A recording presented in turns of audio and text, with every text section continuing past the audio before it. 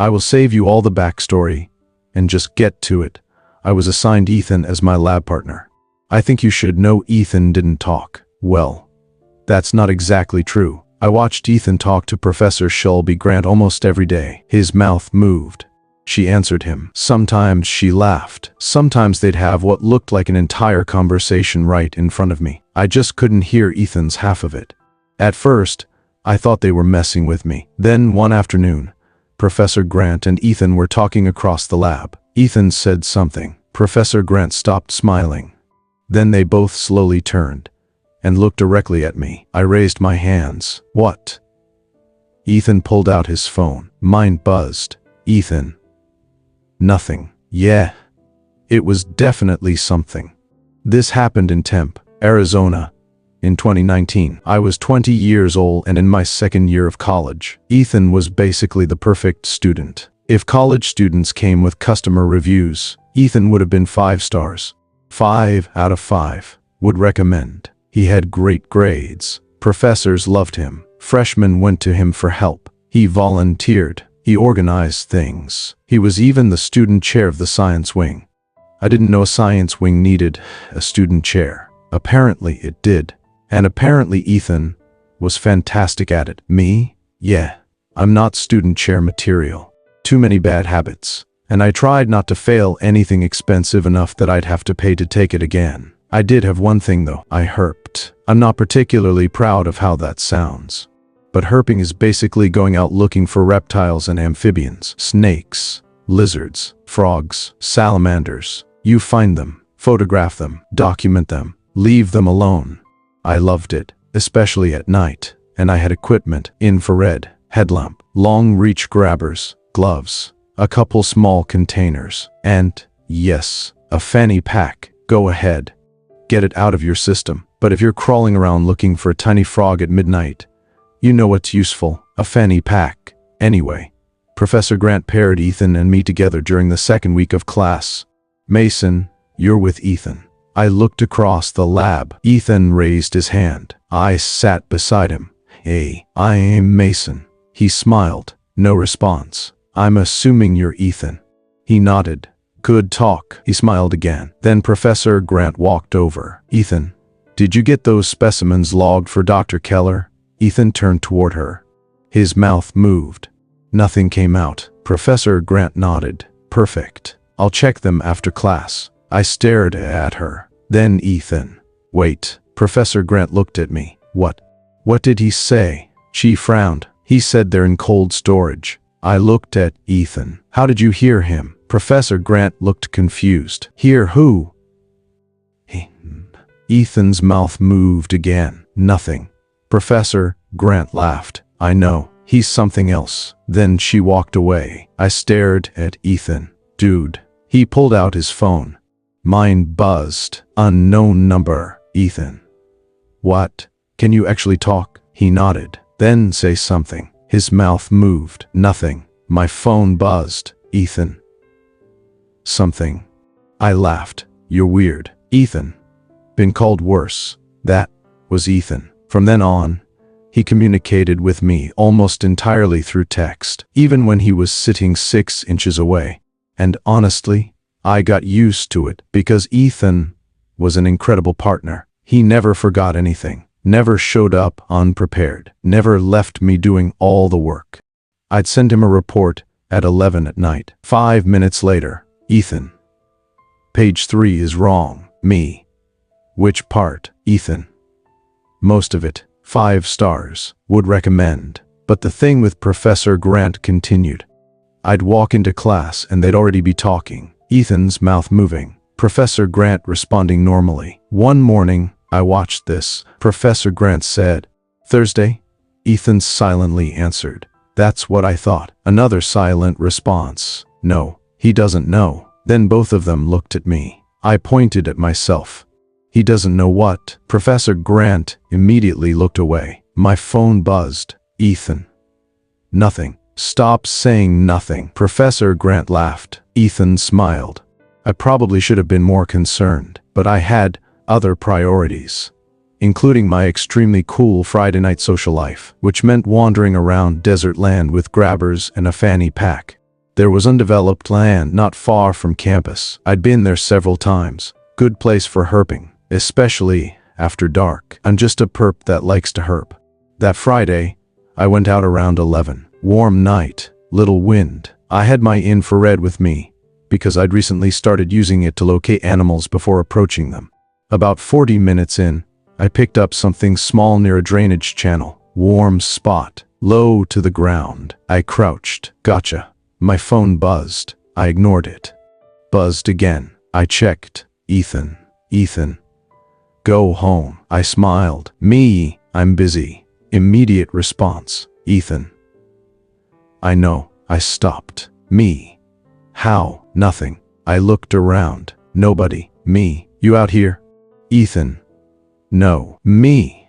Then how do you know I'm busy? 3 dots appeared. Disappeared. Then. Ethan. Mason, leave. Something about that message felt different. No joke. No sarcasm. I stood. Me. Why? Ethan. Someone followed you. I turned around. Nothing. Very funny. My phone buzzed. Ethan. I'm not joking. I switched on my headlamp. Looked behind me. Empty. Then, I heard crunch. Somewhere off to my right. I turned. Hello. Nothing. Crunch. Closer. I grabbed my infrared. Looked through it. Bushes. Rocks. Rabbit. Then, person. Standing maybe 70 yards away. I lowered the infrared. Couldn't see anybody. Raised it. There. A human heat signature. Completely still. Watching me. My phone buzzed. Ethan. Turn off your light. I switched off the headlamp. My heart started pounding. Me. Where are you, Ethan? Science building. I look toward campus. I could see the buildings in the distance. Me. That's like half a mile away, Ethan. I know. Me. How can you see me? Nothing. Crunch. The person moved. Closer. I raised the infrared. Maybe 50 yards now. Me. Ethan. Who is that, Ethan? I don't know. That was the first time Ethan had ever given me an answer that made me feel worse. The figure moved again, fast. I lost it behind some brush. My phone buzzed. Ethan. Get down. I dropped. Something flew over me, fast enough that I heard it cut through the air. It hit the dirt behind me. Thump. I crawled into the drainage channel. What the poop? I looked behind me. Something long was sticking out of the dirt. A metal dart. Not a little one. About a foot long. I grabbed my phone. Me. Someone just shot something at me. Ethan. I know. Me. How do you know? Ethan. Run toward campus. Stay low. I started moving, then stopped, because through the infrared, I could see the person again, closer. But something was wrong with the image. The person's arms were warm, legs warm, head warm, but the center of the body was cold, completely cold, almost black through the infrared, like somebody had cut a person-shaped hole straight through its chest. I adjusted the unit. Same thing. Then the cold spot moved, not with the body. Inside it, I nearly dropped the infrared. My phone buzzed. Ethan. What do you see? I typed. Me. Something inside him. Long pause. Then, Ethan. Oh no, not what you want your 5-star science partner to say. Me. What? Ethan. Mason. Listen to me. Me. I'm listening. Ethan. It isn't hunting you. I waited. Ethan. It's collecting you. Nope. I ran. I stayed inside the drainage channel. The thing followed. Crunch. Crunch. Crunch. Every time I looked through the infrared, it was closer. Then, I tripped, face first. My fanny pack caught underneath me. I rolled over, grabbers in one hand, infrared in the other. And yes, my last line of defense was a pair of long-reach grabbers. Laugh all you want. My phone buzzed. Ethan. Fanny pack. What about IT? Ethan. Reflective markers. I had several small infrared reflective markers inside. I pulled one out. Ethan. Throw it right. I threw it as hard as I could. The marker landed 30 feet away. The figure immediately changed direction. It went after the marker. I froze. Why? Then I realized it wasn't tracking me visually. It was tracking something else. Heat. Infrared reflection. I didn't care. I threw another marker farther away. The thing followed it. I ran toward campus. And let me tell you something. People make fun of the fanny pack. That's fine. But when something is hunting you through the Arizona desert at midnight, you know what's really inconvenient. Pockets. I reached the edge of campus. Lights. Cars. People. I turned around, looked through the infrared. The figure stood at the edge of the darkness. It wouldn't come closer. But now, I had a clearer view. That cold shape inside the body had a head, shoulders, arms, a complete human outline, and there was something familiar about it. The way the head tilted, the narrow shoulders, the posture. I'd spent weeks sitting beside that posture. My phone buzzed. Ethan. Do you see it? I typed. Me. Ethan. Then, me. It looks like you. Nothing. I stared at the screen. 3 dots appeared, disappeared, appeared again. Finally, Ethan. I know, I didn't sleep. At 7:03 the next morning, Ethan texted me. Ethan.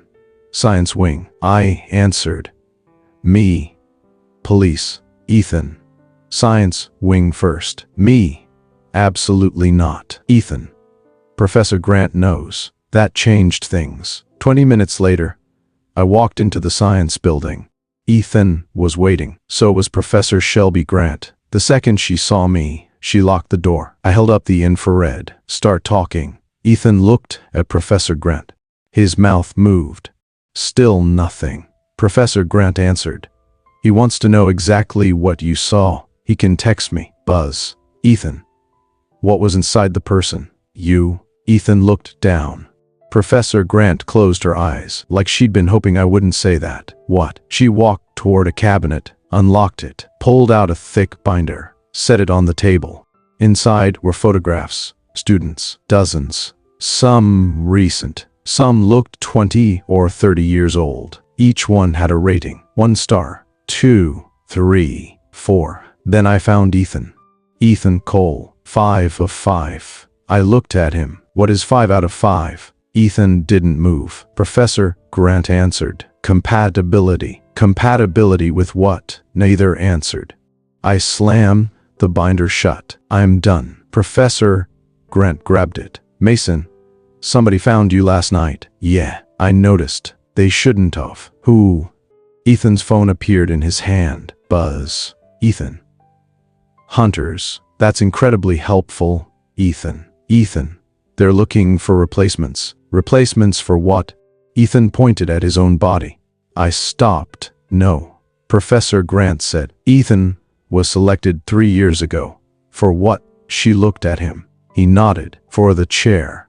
I laughed. He's already the student chair. Professor Grant didn't laugh. Ethan isn't student chair because he won an election. Silence. Then what does it mean?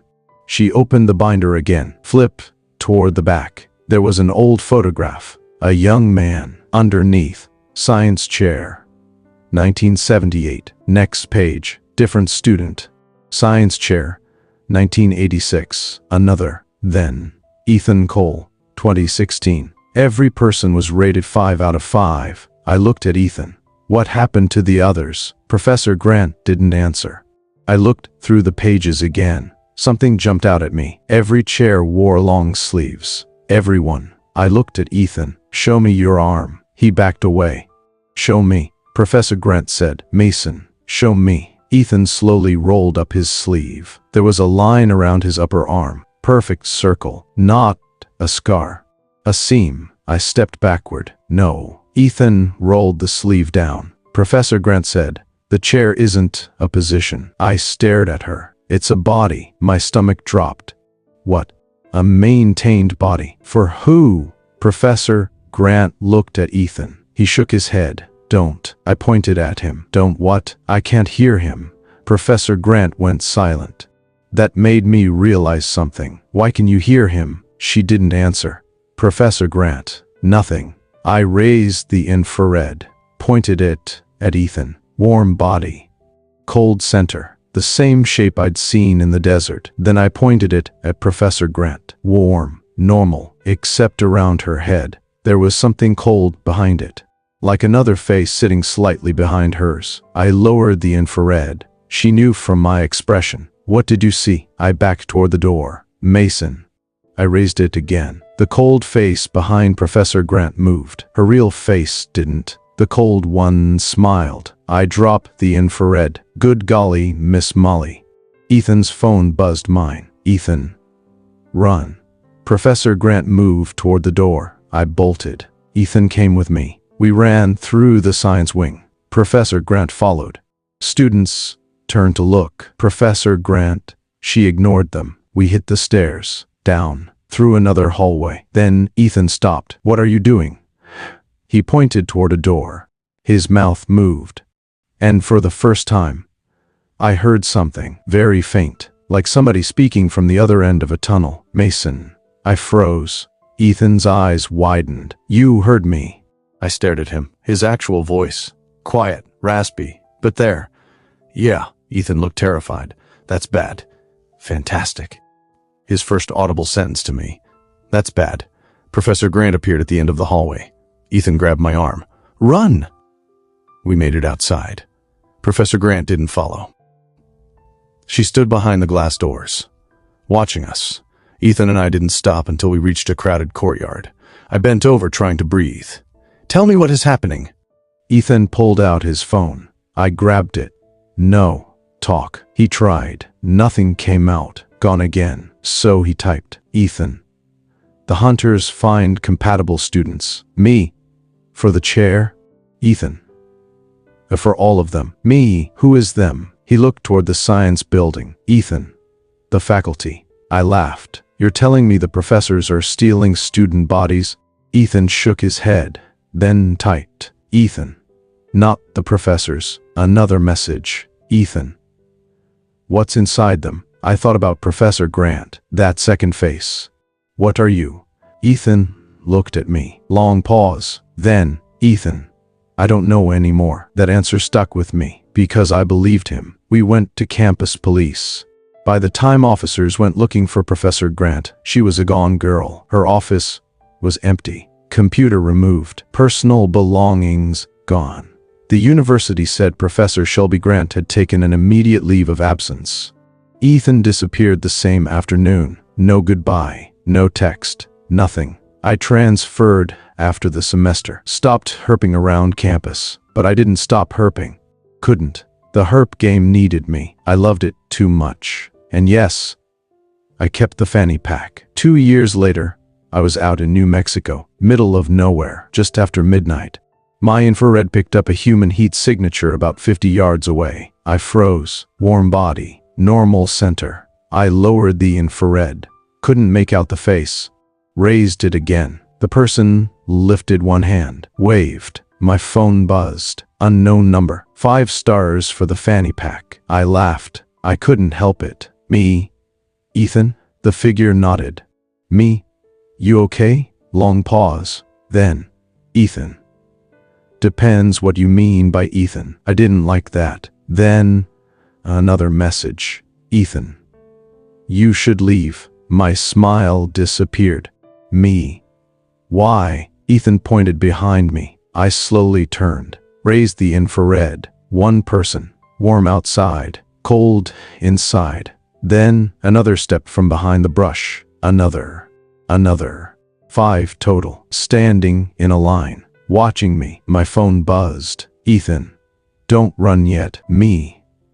Why not? Ethan. They're waiting to see which one of us you choose. I looked toward Ethan.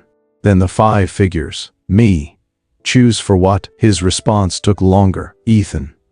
Your partner. The 5 figures started walking toward me. I ran. I didn't ask another question. I ran until I reached my truck, locked the doors, started the engine. As I pulled away, my phone buzzed one final time. Ethan. Mason. Then, Ethan. Professor Grant says you still owe her a lab. I nearly threw the phone out the window. I haven't seen Ethan since. I don't know if the person who warned me that night was the same Ethan I knew in college. I don't know what Professor Grant was, and I don't know what would have happened if those things caught me. But I know one thing. Every once in a while, I'll be out herping, and my infrared will pick up a person standing somewhere they shouldn't be. Sometimes they're normal. Sometimes there's a cold shape inside, and whenever I see one of those, I pack up and leave immediately. So laugh at the infrared, laugh at the grabbers, and you can definitely laugh at the fanny pack. I don't care, because somewhere out there, Professor Shelby Grant is apparently still looking for students, and according to Ethan, I'm still enrolled, and maybe someday Professor Shelby Grant might pick you. The question you should ask is, do you want to be the student chair? Because I don't. Anyway, that is my story. Hope you enjoyed, and as always, I tell the stories if you will stay scared.